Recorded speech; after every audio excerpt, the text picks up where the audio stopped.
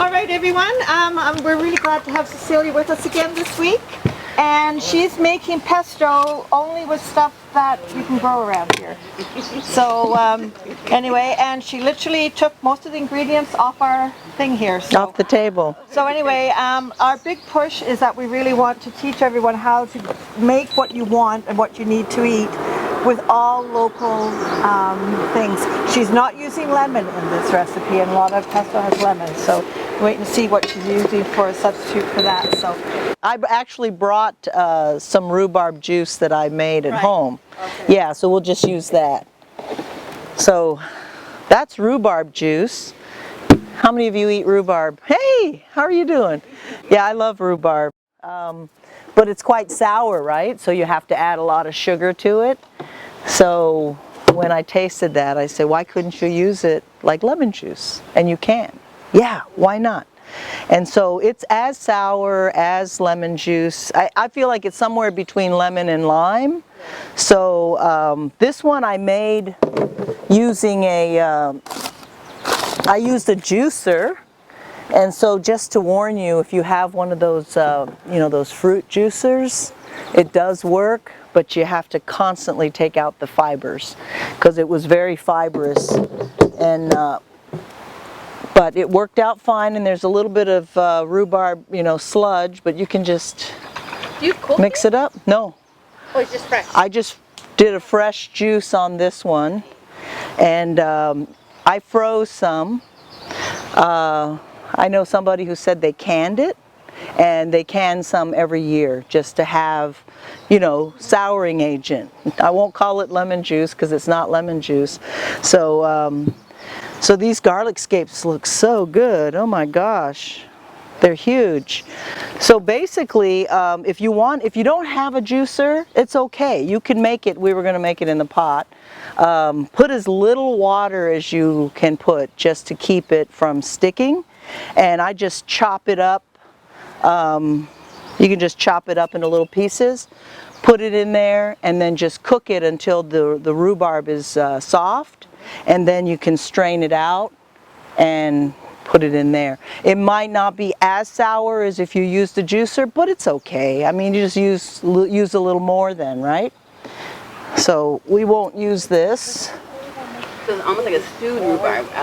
Kind of, yeah, like a stewed rhubarb, and then just get the juice out of it. And you could strain it through, I use like a finer mesh strainer, and then you'd have the juice after that, yeah.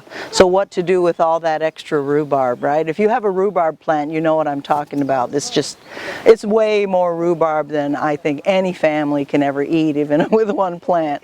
It's kind of like the zucchini. So, so how many of you have made garlic scape? You know what? I thought these were rinsed, but I'm going to rinse these real quick. I thought they were rinsed. I'll be right back. You grow garlic? Anyone? Not yet? This morning. Yeah. Oh yeah. No. And when you have garlic, then the garlic scapes are delicious. They're just. They taste like garlic. I cut them into little sections like this, and then I'll put them in freezer bags and put them in the freezer. And when I make stews or curries, I made a curry with the garlic scapes, and it was excellent. And you can just cook them up, and they don't get like a really garlicky flavor once you cook them, kind of like garlic. You know how it softens up and it gets really sweet? Same thing with the garlic scapes. So you can, I'll put this up here. It's okay. These are really long. Oh my gosh. Mine aren't that long. I actually took them off quite early. So when you grow garlic, you'll want to plant it around Thanksgiving time and then just let it go. And in the springtime, you'll have a nice, beautiful surprise come up. But the garlic is, the scapes, they found that if you remove the scapes, you get about 20 to 30%. This was University of Saskatchewan. They said you get 20 to 30% more in the bulb. Yeah. So you want to make sure you take them off because, see, at the top of it, that's the flower. And so if you leave the flower on, the garlic is going to put the energy right? Exactly, yeah. So you want to make sure you take this off, and that way you have all the energy going to the bulb. Because it's not long after you take the scapes off. It's just like 3 weeks or so, just depending on, you know, the weather and everything. But you harvest them quite quickly afterwards, and they'll just expand. So yeah, so we'll. I brought a little food processor. If you were using like garlic, like regular garlic, you could use a mortar and pestle. I think that's how they originally did it. Yeah, I mean, nobody had a food processor. Just like salsas and things like that, you could use the, I'm going to cut this off because it's just curling all around my hand. But yeah, you can just use a mortar and pestle, but I don't think you can do it with the garlic scapes because they're kind of, they're actually kind of fibrous, but the food processor will handle that.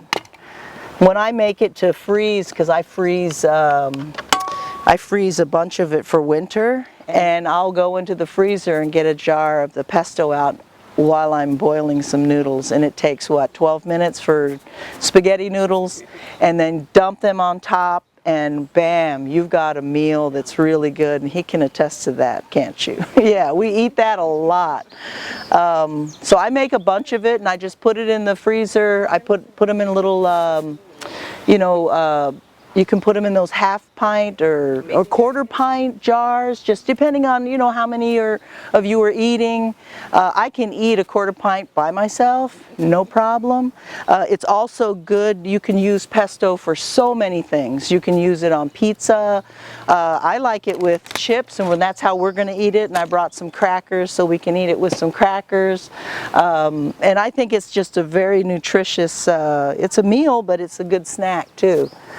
So we can chop these up, and really, you're gonna, if you go on Google and you Google pesto, you're gonna get so many different recipes. There are many, many recipes.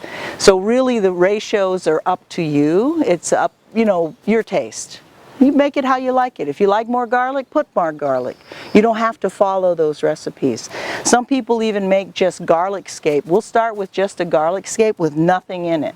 And then we can add, we'll leave some in there, and we'll add, I have, there's a chocolate mint that we have growing by the greenhouse. And there's another mint here, we weren't sure what it is, but it's some kind of a mint.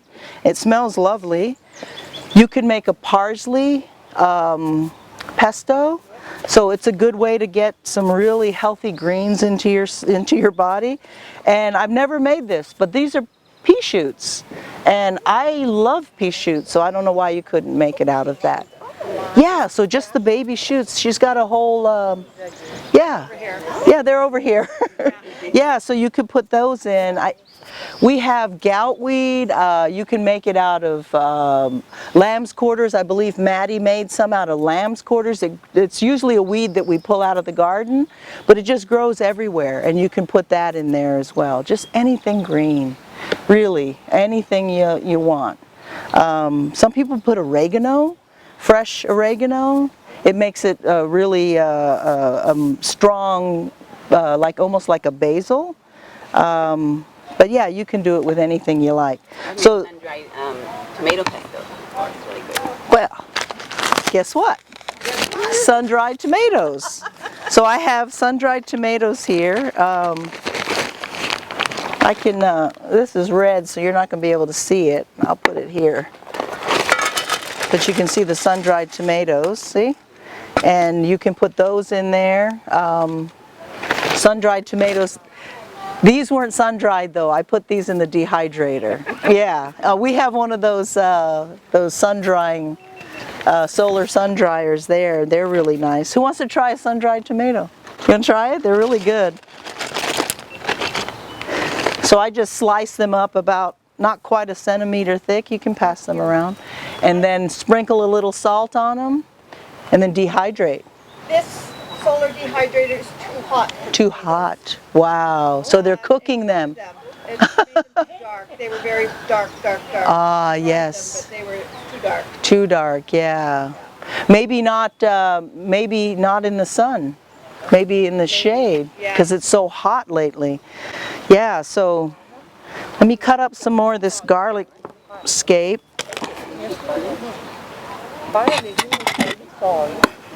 And then as far as the nuts go, the traditional pesto, they use pine nuts.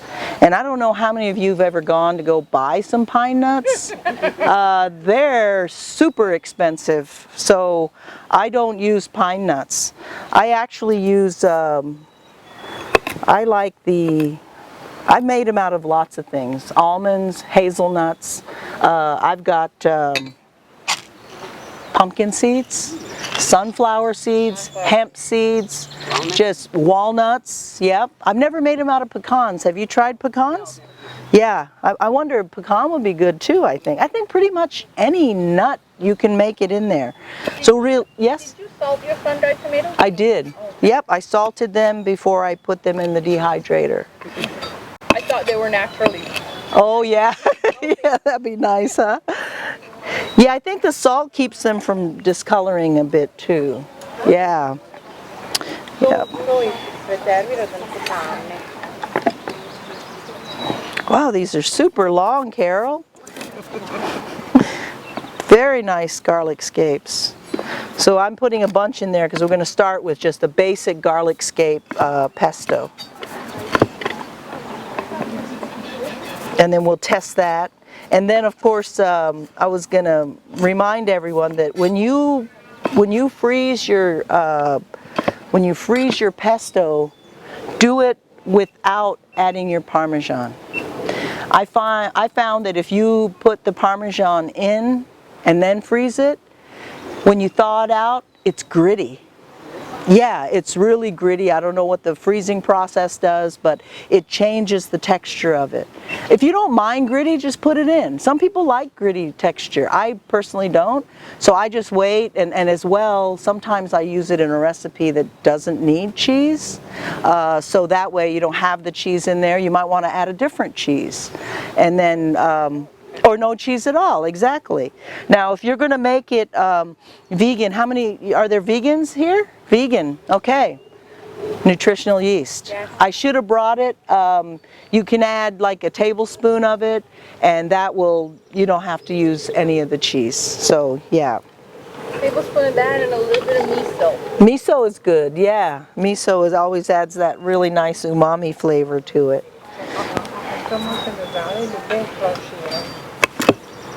When you freeze, my mom's asking, when you freeze it, like you said you freeze it, Yes. you don't blanch it like the scapes alone when you freeze No, I just put them in the freezer. it. Oh, yeah, just Yeah. put them off and Yeah, normally most things you do have to blanch them, because if you don't blanch them, and then they get a weird texture. Garlic, I tried freezing garlic before and it turns green when I... Yeah, it will turn green.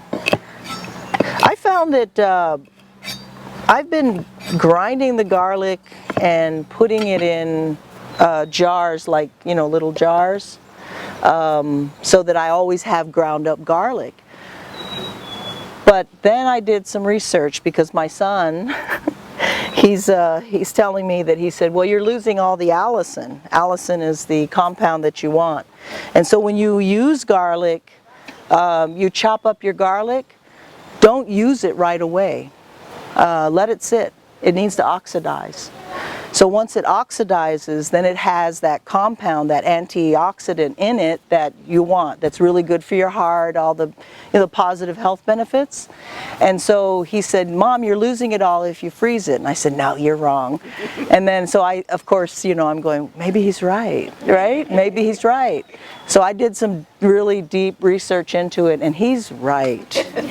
Yeah, he is right. So, so starting this year, I tested it out over the winter because I always found that my garlic likes to sprout out, you know? And so I found a nice spot that it's not sprouting out, just to keep it really dry and cool. And so I'm going to just do that. And then the other thing too is I found out, maybe my son didn't know this part, I'll have to tell him this, 48 hours, that's it. And then after 48 hours the allicin levels begin to drop.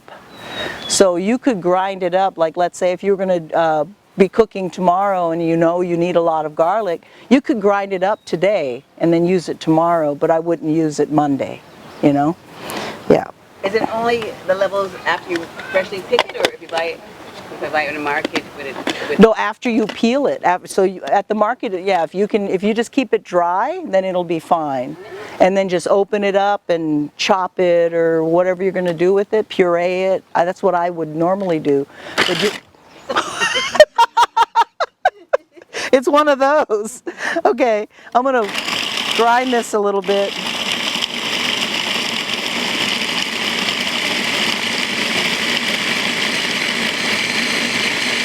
I grind that first because it gets, it's pretty tough.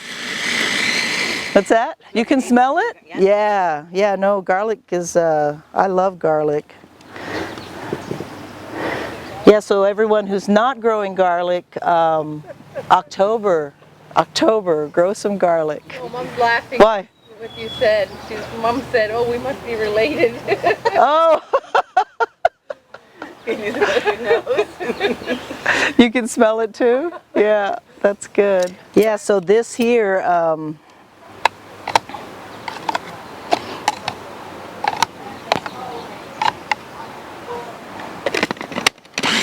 this is a good little machine. I thought it was maybe going to be too small, but it works out perfectly for when I just need to chop little things up.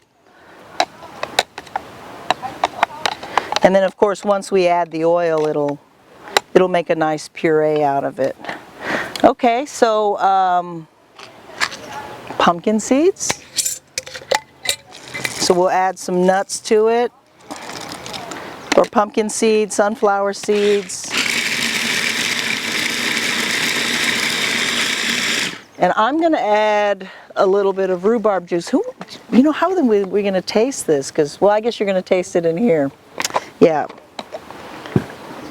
We'll add a little splash. Normally it's about, you want to add, I say, something this small. I keep touching this. Probably a couple of tablespoons. If you are using lemon, it's about a half a lemon.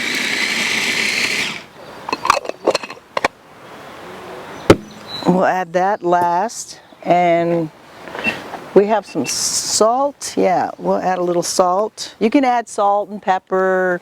I better put that in my hand, huh? I'm going to end up with too much.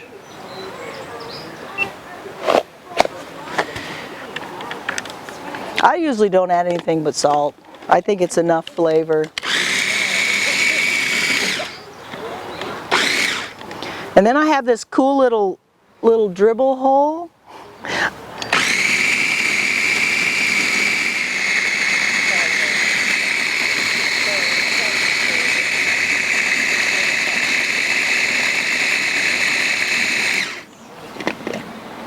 It's coming along. I think it needs more oil. This is not a low-fat dish, so, but fat isn't bad for you. I think it's the kind of fats and how much of it you eat and your physical activity level. I saw this thing on one of the public television stations, and they had put a, what do they call those things? Those Odometer?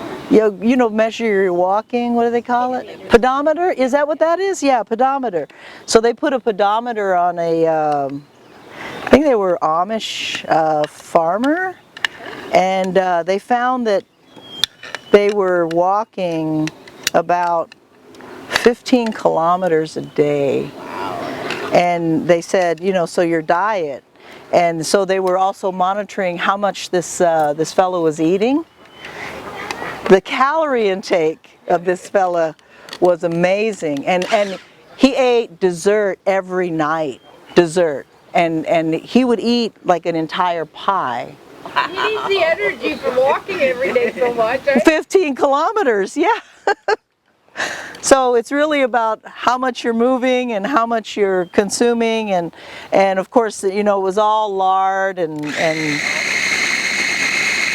his cholesterol levels were great.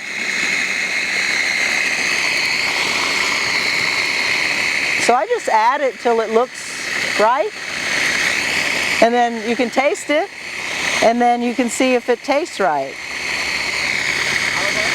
Yeah, I'm using extra virgin olive oil. That's traditionally what's used in the pesto, but you can use anything you want, really. Yeah, some people want to use canola, you can use that. Yeah, it's fine. I'm going to use this to taste it because I want to make sure that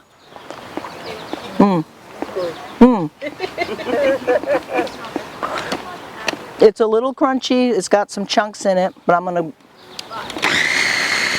It's not too loud, I hope. No. It's a little machine, so one of those big ones you can really get it going. Wow, those scapes are delicious. Yeah, that's what Andrea was saying. She said, I can smell it. Yeah. I think it needs a little more sour, so we're going to add a little more sour. Just so I don't dump it in there.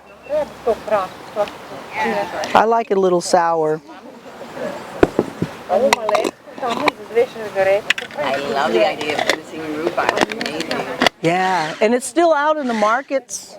They've got, they've still got, and maybe a little more salt. I like salt though, so.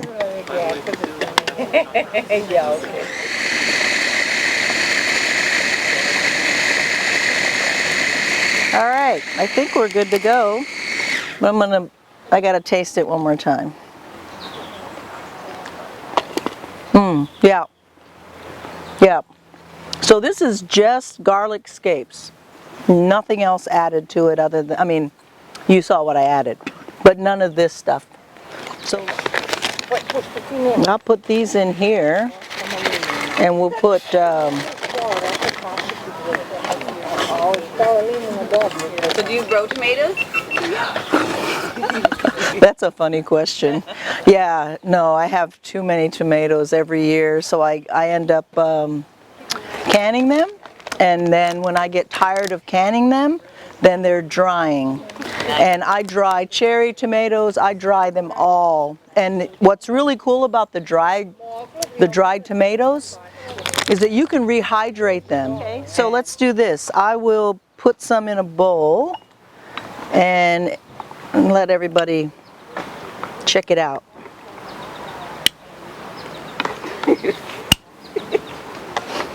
What? I can't wait. No, sorry. Look at you. Okay. You want to carry it around? No, because then you won't be able to eat. How about we do this? We'll put this here. You guys are all okay with sharing, right? No double dipping, right? No double dipping. I won't add anything till we make sure everybody's tasted it. You know what would happen. Yeah. We're gonna make. How about we make another one? And I'm curious to see how it's going to taste when you put mint in. the mint is good. Yeah.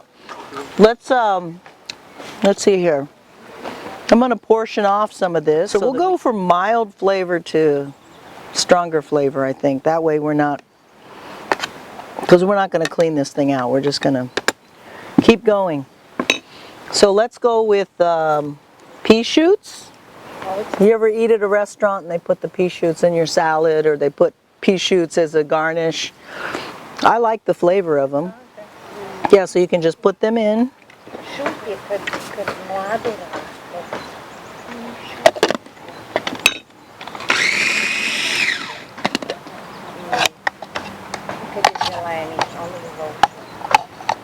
It's kind of like you know how the big craze about smoothies, when everybody was having smoothies? Basically, this is a smoothie that you can eat, right? It's a great way to get your greens, because we don't eat enough greens. Not nearly as much as our ancestors did. Yeah. Probably because we've never been very hungry. All right, so we're gonna do pea shoots now. These are good too, I'm sure.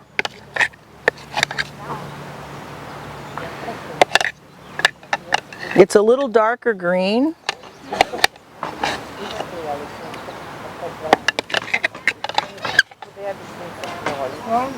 Okay, we need more chips. Yes. All right, so this is the regular pesto with the garlic scapes. And then this one is with the pea shoots. We should start over there. Yeah, okay. You guys are like, we're gonna keep it. And then the next one I think should be parsley because it's a little milder too.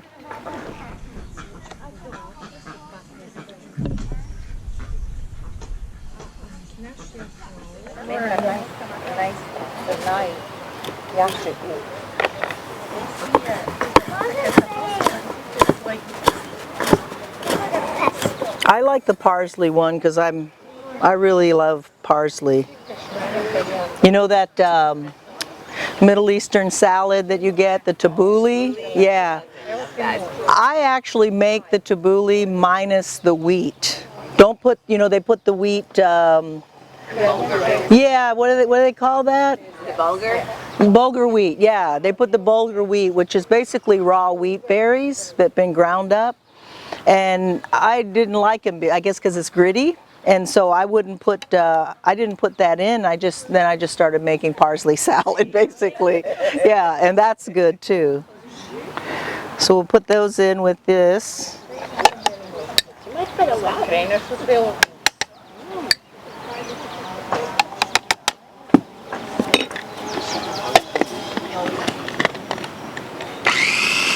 How was the pea shoot one? Good? Okay.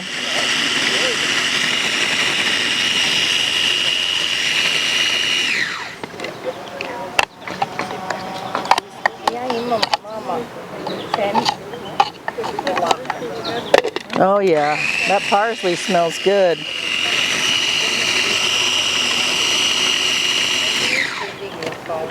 I might put a little more.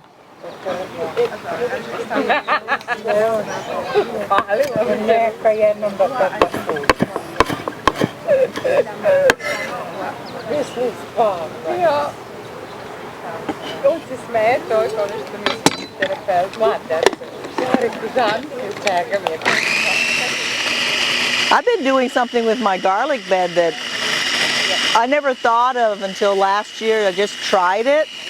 But you know how the garlic comes ripe and then you pull them all out and you've got an empty bed. I planted potatoes and we had new potatoes for Thanksgiving. So this one's the parsley and it has a, you know, obviously a parsley flavor. It's very green tasting and really full of nutrients. You were talking about gut biome. I mean, that's the thing, is that we're supposed to be eating a variety of foods. So Tess was saying 30 different vegetables a week is ideal. Wow. Different. Yeah. But you know what? I bet you eat it. Probably. Yeah, if you have a garden, you probably eat it. Because you're eating all sorts of things from the garden, right? Yeah. All the wild stuff to go with it. Exactly. Yeah. Yeah, which is really good for us. When you make it, like how long can it sit in the fridge for? 3-4 days? Yeah, oh, easily. A week. My rule is a week for pretty much everything. Don't eat it. Yeah, it's a week. Yeah, and then after a week it's questionable, and then you gotta make sure you look for mold and things like that. But we'll put this back in here and we'll add the mint.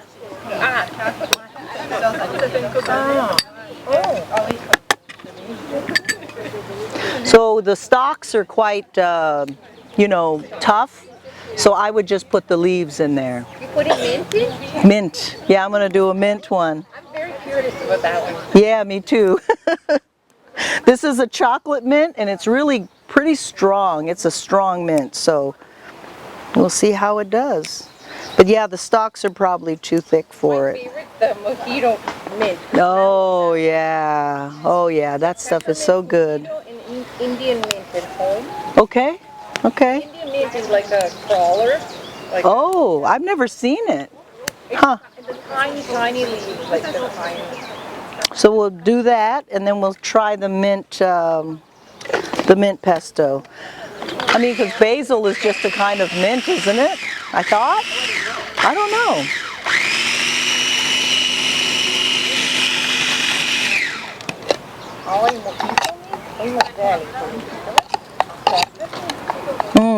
Ooh, it smells like mint.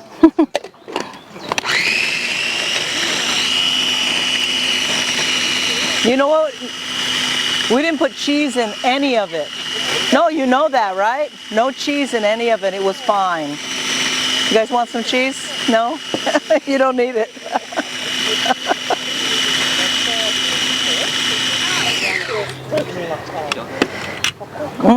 Wow. Can you smell that over there? The mint? It's strong. No?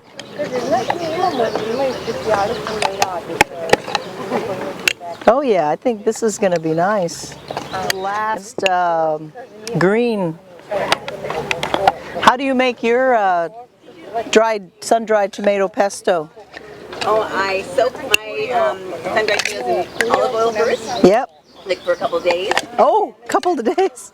And then I put them in the processor with a little bit more olive oil, some walnuts, garlic. Yep. That's basically it. That's it. Yep. It's fantastic. I really enjoy it. I'm just putting them in here. I'm not even soaking them. I'm just going to put them in with the olive oil and just go with it. Which one is this? The last one? Parsley. No, parsley, yes. You like that one? Oh, dude, I'm gonna bring some to Edie and Robert. Oh yeah, oh yeah. Oh, they're missing out. Why are they still down there? Okay. So we've got this one. Where's the chip bowl?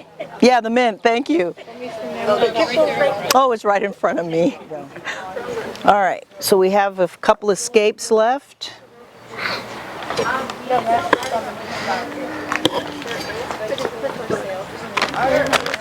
And the tomatoes. Throw some. Last if you don't freeze it. A week. A week, yeah. You could keep it a week for sure. But then after a week you want to, yeah. Put some of these in here. And I'm just going to eyeball this because we got all these tomatoes in here. Well, you guys, it's weird, isn't it? Okay. Wait, I forgot the scapes.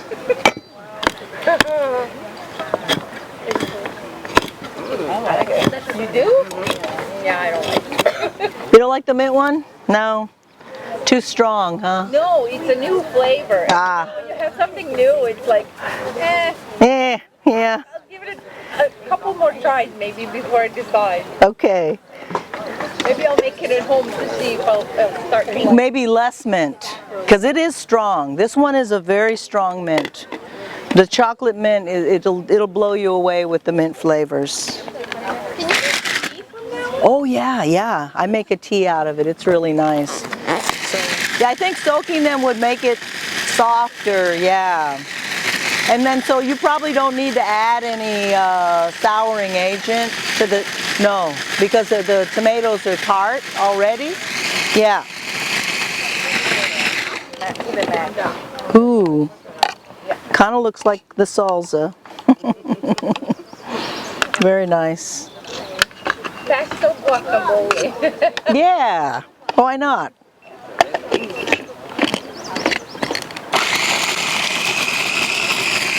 And look, we have one bowl left.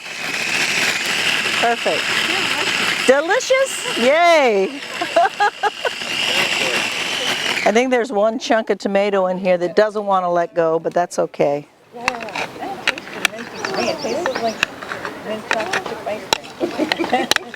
I don't like that either.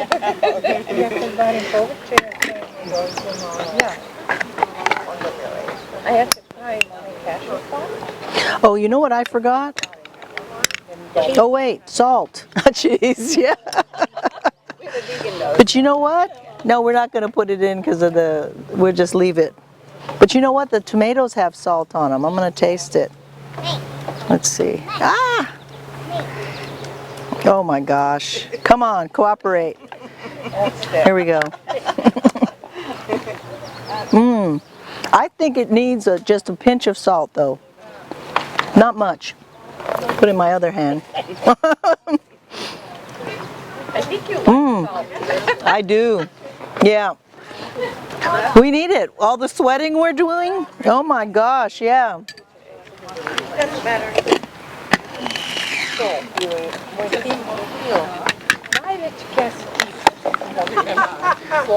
So you could do this tomato, the sun-dried tomato pesto with, if you put the dried tomatoes in oil. You know how some people preserve them in oil? I did some like that. Yeah. You just put them right in the oil and make sure they stay down in the oil. Yep. And just put it in the freezer. Yep. Just put them in the fridge. You get a lot of tomatoes like this because if you think about it, if you eat like 4 slices of that dried tomato, you've eaten a whole tomato. Nice. Minus the water, right? Yeah. Yeah, they're so flavorful too, that dry. Oh, that changes the flavor.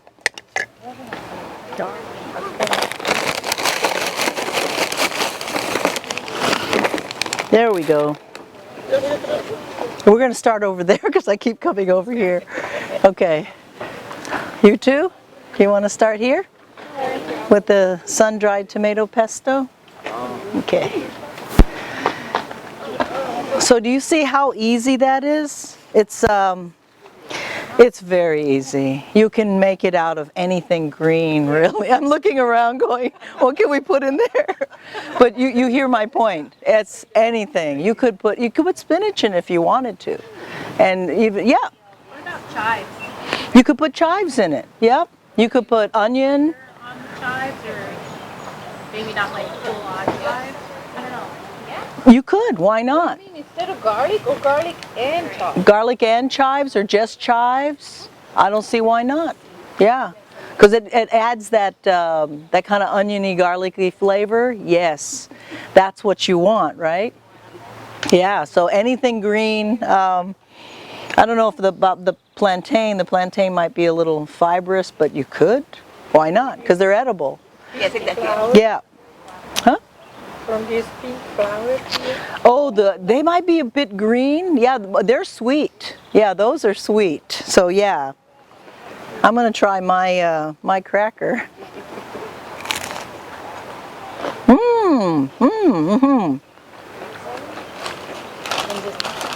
See, it gives us all the things we crave, which is fat, right?